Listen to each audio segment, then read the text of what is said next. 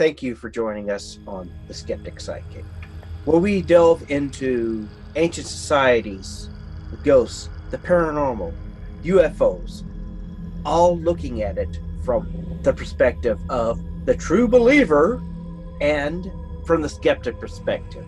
Joining me, my partner, my co-host, my sibling, Kimber Rodriguez. Myself, I am Richard Gregg. And again, let's look into being the skeptic sidekick. Hi, thank you once again for coming to the Skeptic Sidekick Special Edition.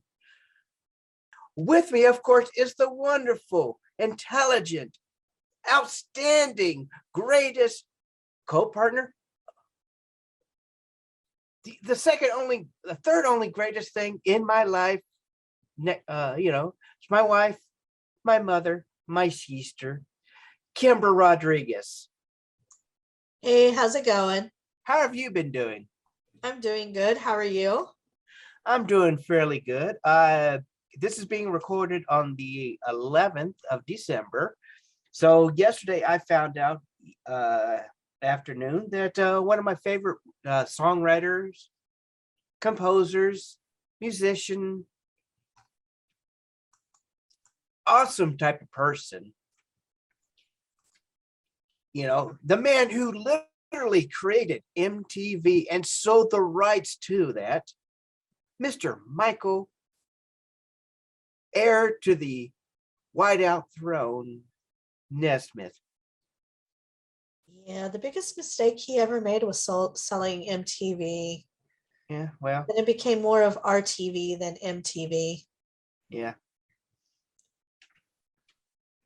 So, and cover your ears, boys and girls, because we're going to get ready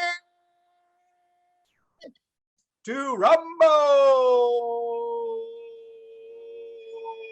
Yes, ladies and gentlemen, here we go. We're going to talk about Elder Christ, a.k.a. Harry Houdini, illusionist, magician, stunt performer, and all-around movie man.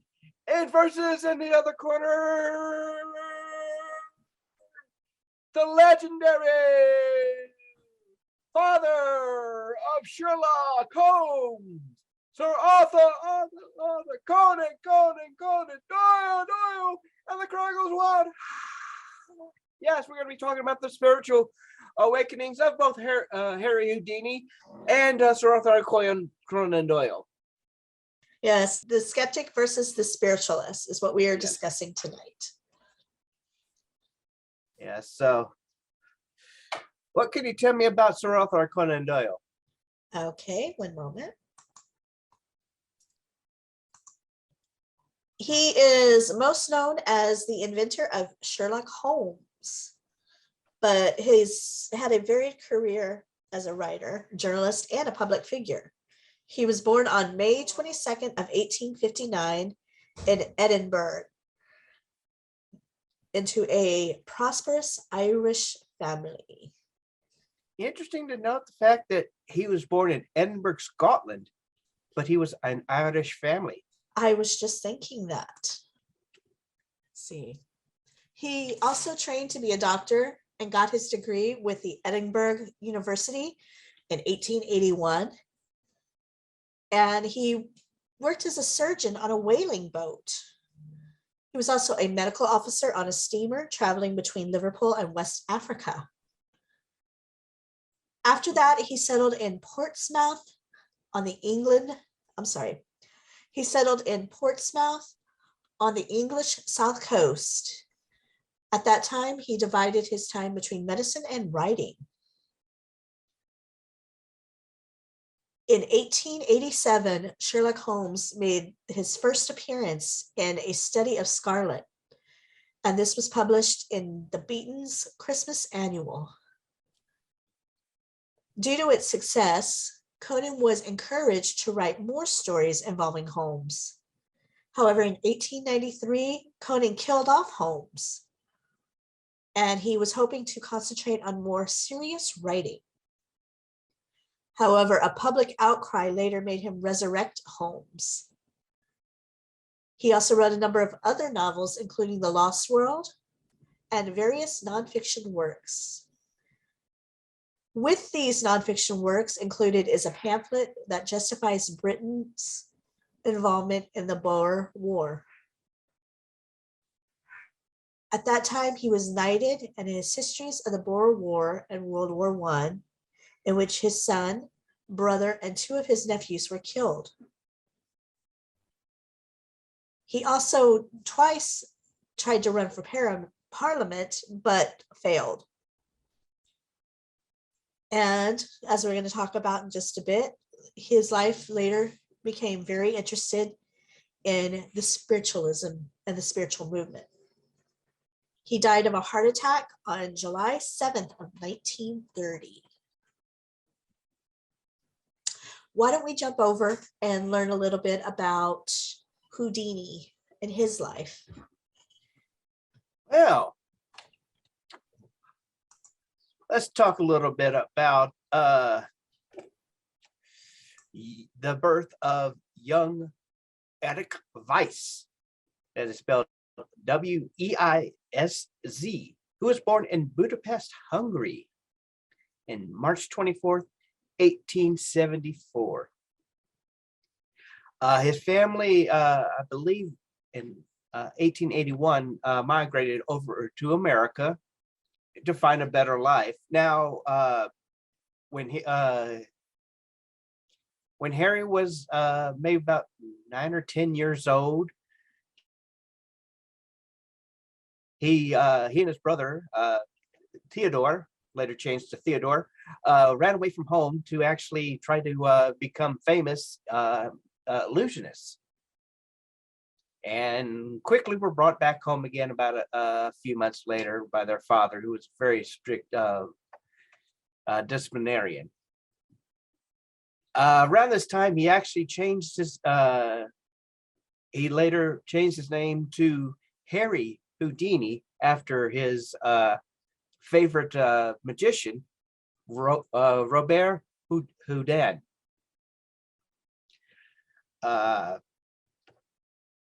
He's been known to as an escape artist, an illusionist, stunt performer, a movie star of all things. Surprisingly, he made 5 movies from his own movie studio.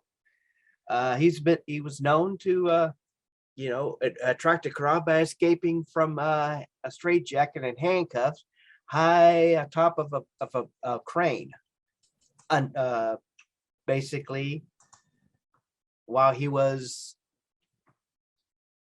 high in the crane, while he was what do you call it when you're standing on his head type thing.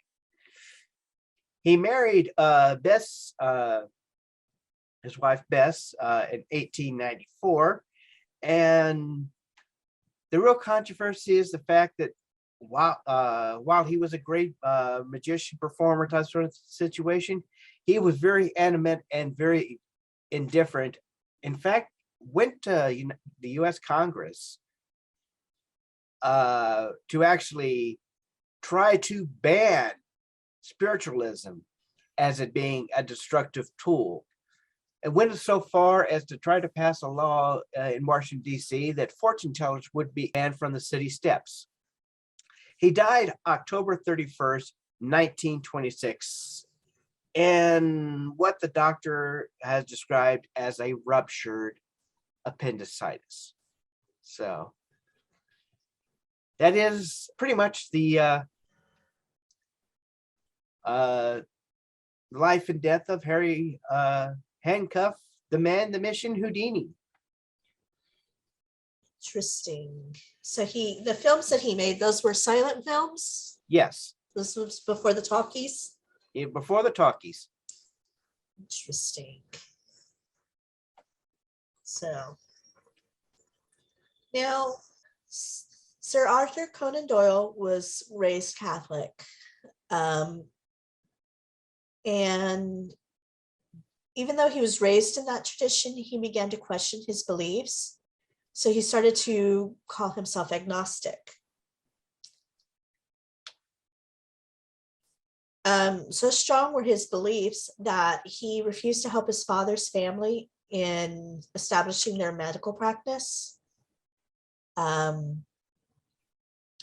because he realized that the church, he realized that the family would recommend him to church connections, and he felt that it would be hypocritical to draw on that sort of support. However, as early as 1881, he started to show an interest in spiritualism. During that year, he attended a lecture on spiritualism, and in 1887, The Light, which was a spiritualistic magazine, published an article by Doyle describing a seance that he had attended. In 1889, he attended a lecture on mesmerism, which was given by Professor Milo de Meyer. In fact, as part of the lecture, de Meyer tried to mesmerize or hypnotize Conan Doyle, but he failed. So in 1883, Conan Doyle joined the British Society for Psychical Research. Psychical research, sorry about that. Other members were the future Prime Minister Arthur Balfour, the philosopher William James, the naturalist Alfred Russel Wallace, and scientists William Crookes and Oliver Lodge. In 1849, Colonel Elmer asked the organization to investigate mysterious sounds that were coming from his home in Dorset. At night, Elmore and his wife and his adult daughter could hear chains being dragged across wooden floors and moaning that sounded like the soul was in torment. His dog refused to enter certain parts of the home, and most of his staff had left. Conan Doyle and Dr. Sidney Scott and Frank Podmore were sent to investigate if there was a haunting. They spent several evenings in the home. However, their results were inconclusive. One night, the investigators were disturbed by some fearsome uproar, but there was no damage or cause of the noise that could be discovered. Conan Doyle left the Dorset home and was unsure if it was genuinely haunted or if it had been a hoax. Later, the body of a child approximately 10 years old was discovered buried in the garden. And he became convinced that he really had witnessed a psychic phenomenon, and that was caused by the spirit of the dead child. Okay, I can understand there being a ghost of a dead child that was buried in the yard, but why the chains and the moaning? And I mean, that goes back to it reminds me of, the Christmas Carol and Jacob Marley. I'm not Jacob Marley. You know which one I mean. The one that the spirit that came to Scrooge and the chains. And I mean, do they think that all ghosts? That was Jacob Marley. Oh, was Jacob Marley? Okay, I thought so. Jacob Marley. So do they just think that these ghosts in the afterlife were just handed over a bunch of chains that we have to carry around for all eternity? I mean, yeah. Why the chains? Yes. It makes no sense. Interesting to note that spiritualism roots lay in the 1840s New York, specifically with the Hydesville home was the first official paranormal activity of the Fox sisters, who were later revealed the fact that they were cracking their toe knuckles to fool their mother and neighbors that the disembodied raps were from the otherworld messages. Next few decades, the movement had gained traction, attracting followers all the way up the 1860s when, after the devastation of the Civil War, First Lady Mary Lincoln held seances in the White House to console herself following the death of her second youngest son, Willie, from a typhoid fever, and also consulted soothsayers. Marcia Chatmay, whose livelihood was threatened by the proposal of 1920s legislation proposed by Harry Houdini, who boasted that both Edith Wilson, wife of President Woodrow, and Florence Harding wife of President Harding, as being her clients. Along this time, that on the American side, after English physicist Oliver Lodge did work the radio. On our side of the pond, Thomas Alvin Edison and Alexander Graham Bell similarly experimented with tools for spirit transmission. Now, in 1920, Mr. Houdini befriended one of the most ardent supporters, aka Conan Doyle. He was dubbed during that time as the St. Paul of spiritualism in the Writers' Company. Houdini had just lost his mother in 1913 and was actually trying to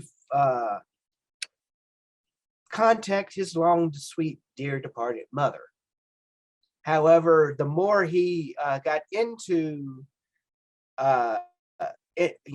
talking to these psychics, these astrologers, these clairvoyants, he began to know as a pattern that the stuff that he was doing on stage in front of thousands and thousands of people, millions per year, were the same tricks that these psychics were doing.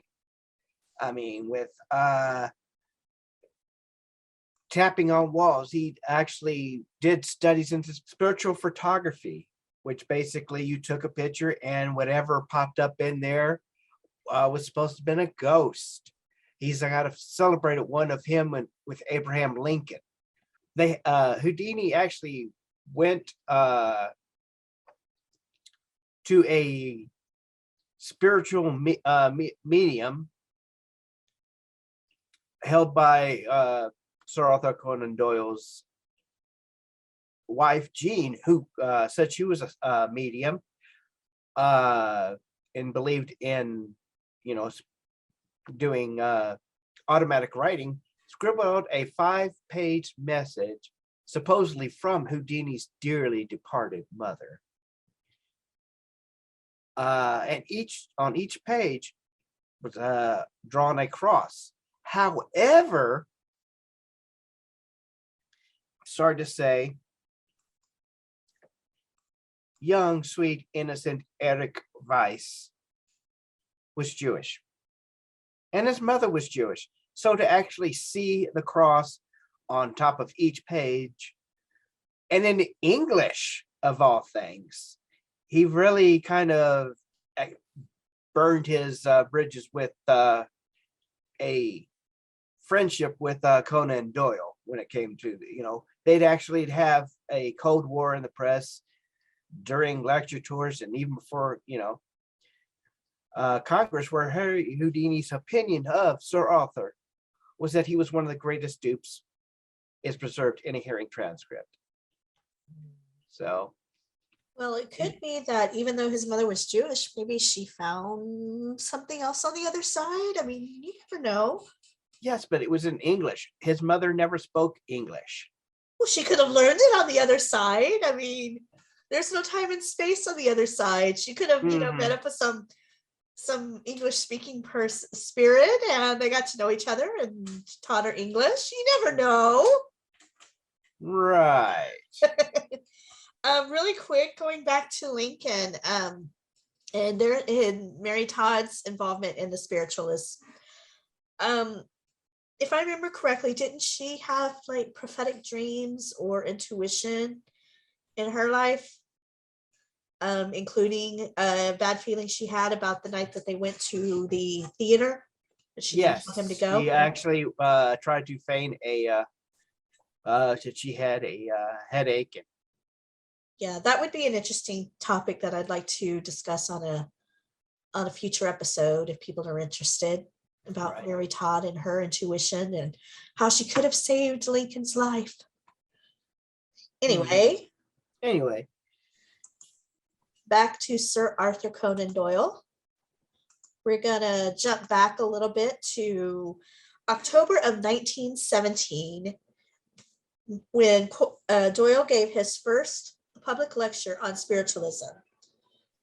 He wanted to present the facts as he knew them for the benefit of mankind. Even though he knew his reputation and his career would suffer, he became an outspoken proponent for the movement. He wrote books, articles, and made countless public appearances to promote his public beliefs. Really quick, they're mowing my yard outside. Is it too loud or is it bothering? I haven't heard a thing. Okay, good. I just want to make sure it's not overpowering my voice. Oh, there it goes. I hear it now. Okay. I'll try to speak a little louder. Even though he knew his reputation and career would suffer, he became an outspoken proponent. He wrote books, articles, and He wrote books, articles, and made countless appearances to promote his beliefs. His easygoing manner and absolute faith in the movement made him effective as a speaker. He was so sincere that even opponents of the spiritualism considered him to be well-intentioned. So that was one thing interesting about him is, because he was such a good person and kind-hearted that even the skeptics were like, well, he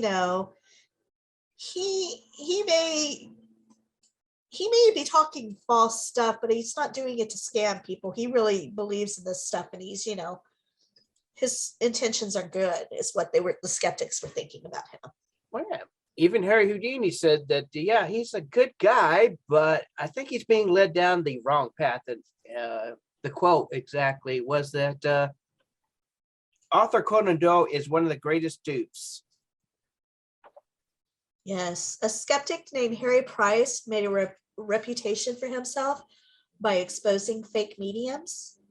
And about Conan Doyle, he said, setting aside for the moment his extraordinary and most lovable personal qualities, the chief qualification that he possessed for the role of the investigator was his crusading zeal. Among all the notable persons attracted to spiritualism, he was perhaps the most uncritical. His extreme credibility. No, it's credulity. Credulity. Credibility? No, it's not credibility, it's credulity. Credulity, okay. Yes. Indeed, was the despair of his colleagues, all of whom, however, held him in the highest respect for his complete honesty. Poor, dear, lovable, credulous Doyle. He was a giant in stature with the heart of a child.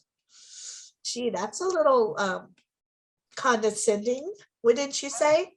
I would say it's very condescending. Yes.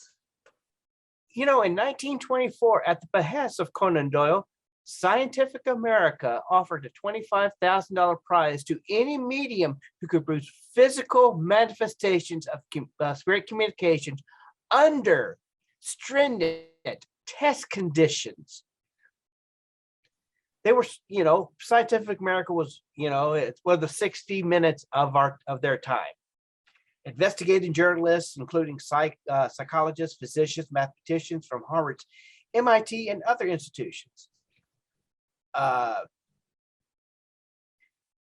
After dismissing several contestants, the committee focused attention on the upper-class Boston medium Marjorie Crandon, the wife of a Harvard-trained doctor. Her performance of deception suggests a magician's talent rivaling Houdini. While swept in a trance, in which Houdini was there as one of the guest judges, her hands controlled by others, Crandon channeled a spirit that reportedly whispered in the ears of seance sitters, pinched them, poked them, pulled their hair, floated roses on their nose, even moved objects and furniture about the room.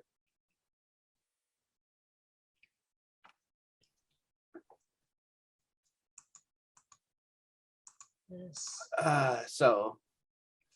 Only thing with skeptics, and I know I'm not Peter James. Who's the famous skeptic of our time? James Randi. James Randi has gone, and Penn Jillette has actually taken up the cause.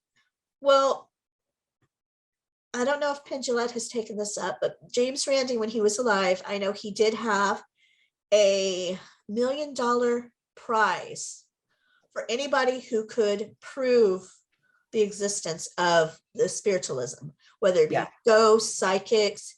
But my theory is nobody will ever win that prize, because when you're a skeptic, no matter what amount of evidence is handed to you, you're always going to come up with some excuse to make it fake.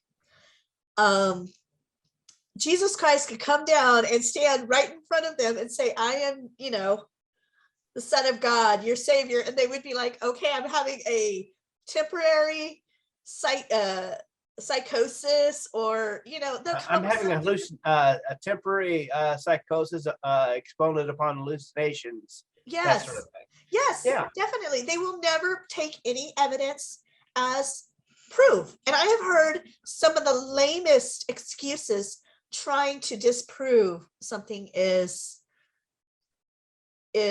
true. And it's crazy. But then on the other hand, you do have the people who are so dead set in believing that they'll take anything as evidence, whether it is or not. I mean, it's good to be a little skeptic. Right. One sec, Yeah. the guy's done with the yard. One sec. Okay, you were saying, we were talking about the skeptic versus the psychic, and how skeptics won't believe anything, and then some believers won't accept anything as not being paranormal, and how it's good to have a good medium. I mean, you can't believe that every bump in the night is a ghost, but on the same However, hand, you don't every bump in the night does not mean a ghost. However, a consistent notice of the fact that the bump is happening at specific time, place, or location kind of puts into that, if you can recreate the bump at, say, at 12:30 at night, then it's false. right. But you can, if you turn around, it's like, okay, everybody's sitting with their feet off the ground. It's 12:30 at night, and there's a bump. Okay, well, was there a bump earlier? Let's try 1:30. Is there a bump? Is there trees? Right. Right. You need to definitely look for what could be a reasonable cause of whatever's happening. But I definitely believe that it's good to have not only the healthy skepticism, but the healthy belief as well. I think they go hand in hand. In the late 1920s, Conan's reputation hit a new low. The December issue of the Strand magazine featured an article that was written by Doyle about some extraordinary photos. There were two young ladies in Yorkshire village of Cottingley that took photographs of things they'd seen around their country home. It was believed that these things in these photos were fairies. Conan Doyle learned of the photos earlier in the year, and he began to investigate the matter. He sent negatives of the photographs in to be testing at two different places. One group was the London representatives of Kodak, and they stated that no one had tampered with the negatives. However, they also said they could produce similar photos, and therefore they could not state if the photos were genuine or not of the fairies. He received a different response from the second expert, which was Harold Snelling. He examined the negatives and declared the photos were genuine. His endorsement, along with Conan Doyle's chivalrous view that the two young ladies would not lie about such a matter, led him to believe that the photos were authentic photos of fairies. No, what are your thoughts on that and the possibility as that fairies showed up in photos in a small area of London or England, I should say? I would say that basically they look like cardboard cutouts even to this day. I'm sorry. I doubt very seriously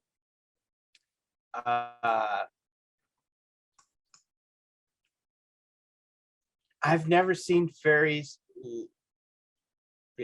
never seen, it's just that it's kind of seemed like they were more Victorian 18, late 18s, sorry, late 19th century, early 20th century, from a children's book illustrations.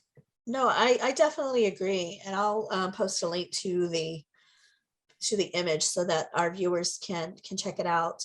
To me, I would think of a photo of fairies would possibly be maybe like little lights fluttering around, like I don't know, but those could also be bugs. So, I mean, you never really know. It could be bugs, it could be fairies, but I do definitely believe that the photo is, as you said, maybe something from a children's book, an illustration. But I will go ahead and post that for our viewers. Anything else you would like to add about Houdini? Well,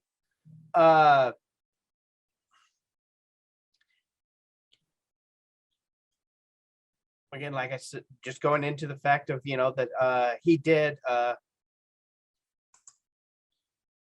to the Congress and, and make all these interesting, even showed them how possibly they could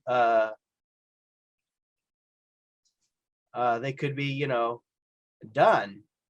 And of course, Congress kind of like, oh yeah, they finally kind of said, live and let live type of situation. But with Harry Houdini,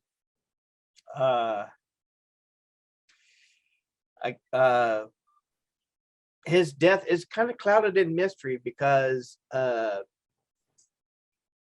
month before he died, he had sort of a his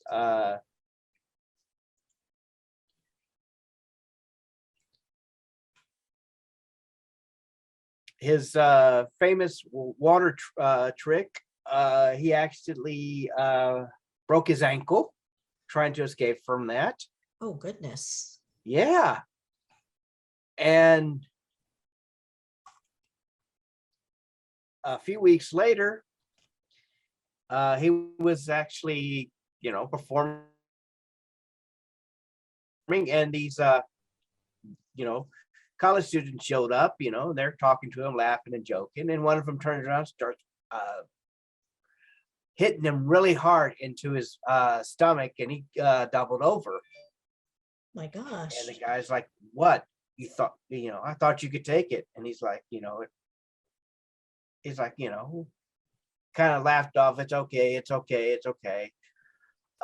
Went on the stage, performed, got off stage and kept was complaining about the fact that his abdominal was inflamed. It was hurting himself. Went to a doctor, and doctor's like, look, we're gonna have to operate on this, and he's like, no, I think I'll just take some stuff, give me about a week. And within that week, the doctor's report was that he died of peritonitis, which is an inflammation of the membrane that lines the abdominal wall, then folds into and encloses the abdomen organs. So it was, I thought you had said earlier that it was appendicitis. Well, that's what appendicitis does. When you have appendicitis attack, that's the reason what they're worried about, the fact of peritonitis. It's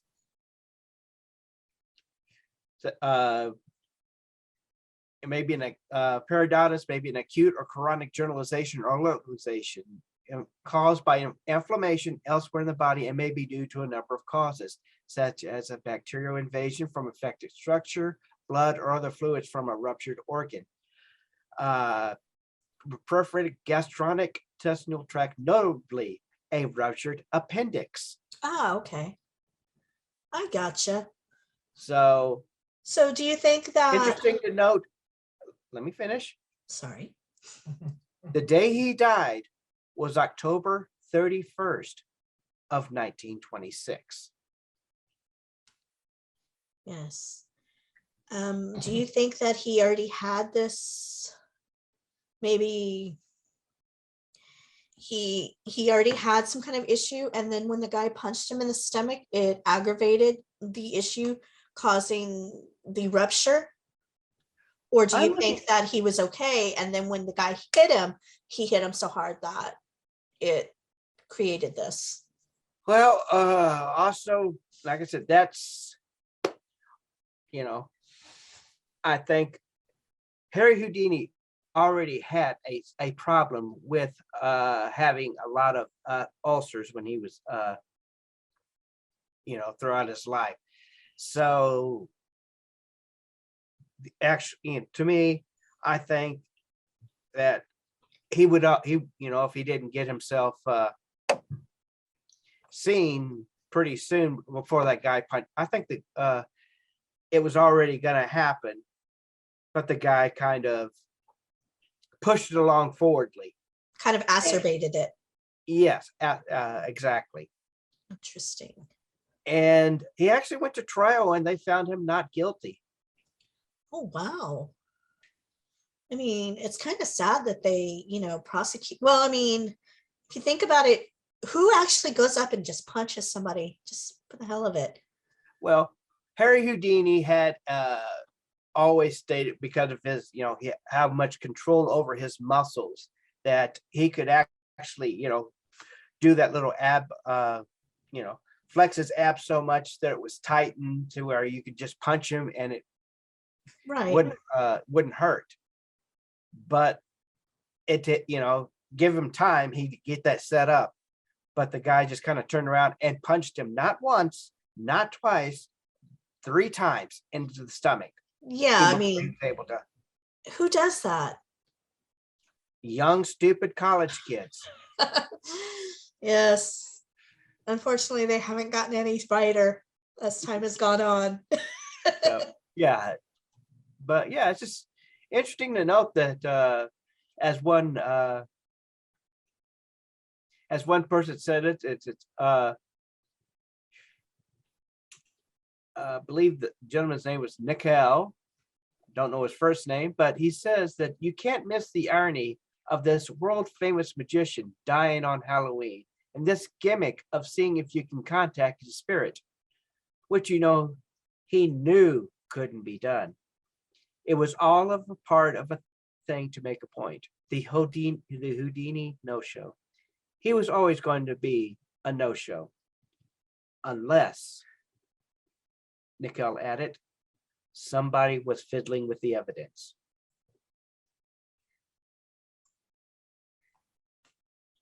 And it's really interesting. It. It's really interesting. I mean, I've seen photos and different things of seances back in the day, and you can definitely tell the fakery in them. You need to scoot back just a bit, bro. You're sorry. You can definitely tell the fakery. Not that all seances are fake, because I know I've participated in one that things happened that could not be explained. I know I was there. But at the same time, and again, I've seen other seances take place that are very interesting, but it's like, I don't know if the spiritualism, the whole point of it was to dupe people, or if they were so desperate to prove their point that they had to commit fakery or do these false things to get people to believe them. But I really think it did put a dent into the whole spiritual realm. I think that it tarnished and damaged the whole movement by this fakery. What are your thoughts on that? Well, again, like the fakery of during that time, there was a wonderful quote here from one of the senators at the hearing. When he was trying to get them to, admit to, one of the senators. Okay, I'm sorry. One of the spiritualists, Mr. Coates, says, "My religion goes back to Jesus Christ. Houdini does not know I'm a Christian." To which Houdini responded, "Jesus was a Jew, and he did not charge $2 a visit." Well, this is true. I mean, there are a lot of, but you got to look at it like this is these people's livelihood. This is these people's jobs. Not that they aren't wanting to help people, but you got to make a living. In this state, especially in this day and age, you've got to pay bills. You've got to, But most of the psychics and spiritualist influencers were pretty much, they were not charging they weren't charging $2 an hour. They were charging thousands upon thousands of dollars just to sit with the rich and famous and tell them everything. So to me, there may have been some authentic spiritual, psychics, that sort of thing.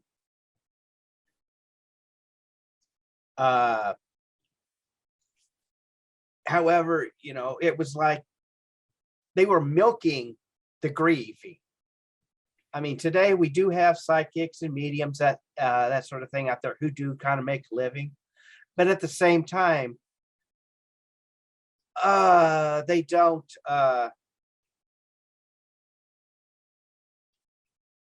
try to flaunt it. I should say, Mhm. as much as they did during the early part of the 20th century and the spiritual and the full reign of the spiritualist movement. This is true. There are, I mean, yes, there are psychics who do charge a bit of money, but these are the ones who basically you're going to them for their name. These are the people who are, on TV or, celebrities. And even not all of them charge a lot of money. I know I've seen like Chip Coffey has promoted his readings on his Facebook page. And I mean, they are, well, I wouldn't say they're pricey. I mean, some people might think, oh my gosh, you charge that much, but compared to other people I've seen, I think his prices are very reasonable. And but I mean, you're getting into the celebrity psychics at that point when you're looking at like Chip Coffey or Chris Fleming or any of them. Those are celebrities. But if you just want to go to a regular psychic down the street and get your cards read or tell your fortune, they're not going to charge you that much.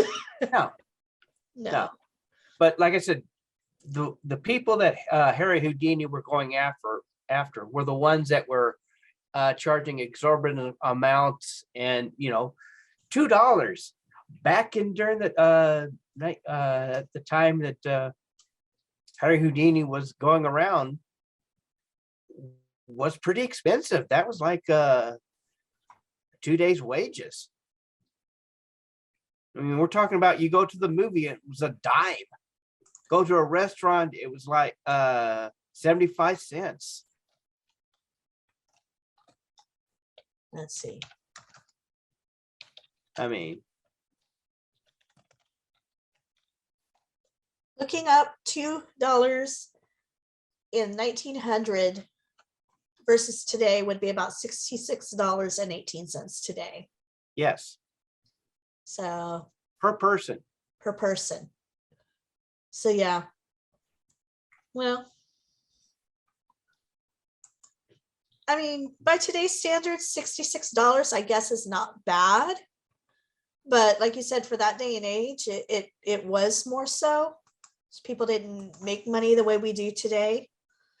So yeah. I mean, the people we've had on this show, you know, again, like I said, this show is called the Skeptic Sidekick, and we will allow everyone to spread, and show us, their wonderful, wonderful tools and that sort of thing,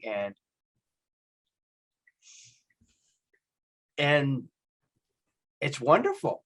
I think it's wonderful, but at the same time, we've got to understand that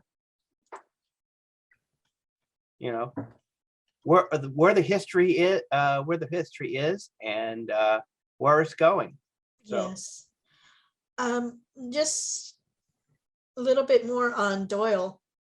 Conan Doyle's support of the spiritual movement did damage his reputation, as he knew it would. However, he was never one to back down from a fight. And he was never one to back down from the fight of the spiritualism.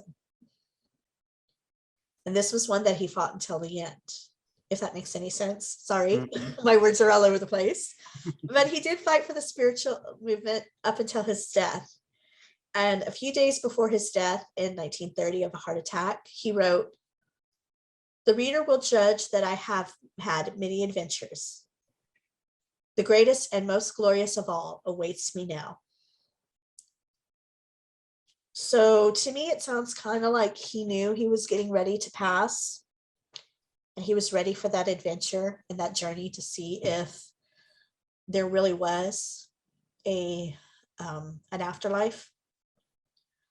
On Houdini's side, I know after his death for several years, I don't know if it's still participated in, but I know for several years on the anniversary of his death, his family would hold a seance, because I remember something about him saying that if there was an afterlife, he would come back to let everyone know. So they would hold a seance on the anniversary of his death every year to see if he would come back. And I think the last time I remember hearing about it was maybe 2000, somewhere around there. And at that point, he still hadn't returned. Mm-hmm. Do you have any updates on that or any information on that? They stopped it about a few years ago. And he never returned, did he? No. That's very interesting. But it goes back to what you said in a previous episode when we talked with Patty Negri about what you believe in this life is what you get in that life. And you referred to my favorite book by Pierce Anthony, On a Pale Horse. Mm-hmm. And about the atheist who, when death took his soul, it crumbled into dust. So who knows? Maybe that's the way it is. Whatever we believe in this life is what we get in the next life. So if Houdini didn't believe in an afterlife, maybe he didn't get an afterlife. I don't know. What do you think? Well, I don't. I kind of think that as well. His belief is what he became. Or do you think he chose not to return because he didn't want to? Basically, he didn't want everybody to know that he was wrong. So he. Well, I remember back. It's a comedy show. They would do these certain 30-second sketches. What so and so was doing right this moment, and they had a Halloween episode.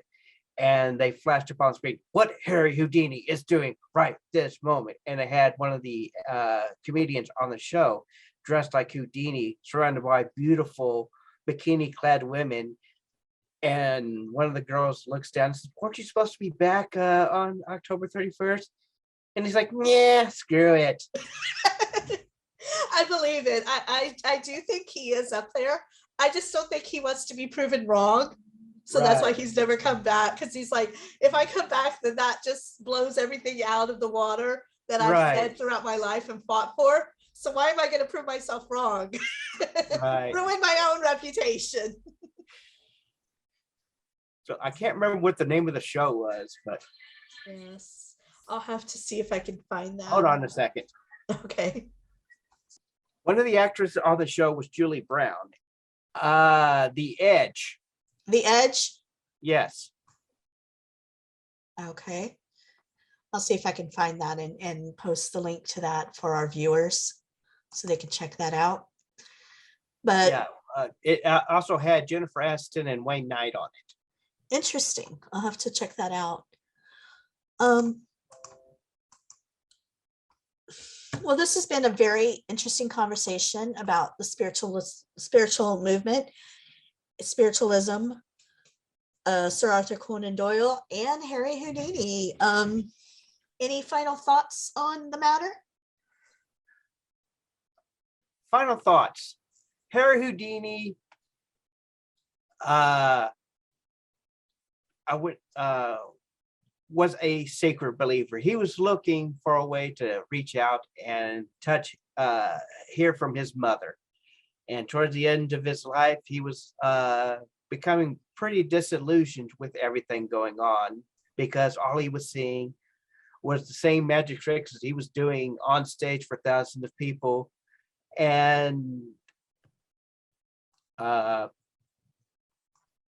it really bummed him out. Really hurt his feelings that, you know, the things that he did to entertain these people were making money off of and not doing any explanation type situation. I wouldn't say he was jealous. Right. No, I wouldn't say that either. But I think it was more, like you said, disillusioned, because the one thing he wanted was to believe. He wanted to reconnect with his dead mother, who he loved dearly. And on Doyle's side, Conan Doyle's side, I don't think he was a dupe for believing. I don't think he was naive or an idiot. I think it's very commendable of him that, you know, despite the fact that there were those out there who were trying to scam people, he was trying to prove that not everything is a scam, that there is more to this life than what we see, what we hear on our own level. And I mean, I really commend him for that. I wish he could have aligned himself with better role models. No, not necessarily colleagues, I guess would be a better word than role models. Better colleagues to prove his beliefs and his points.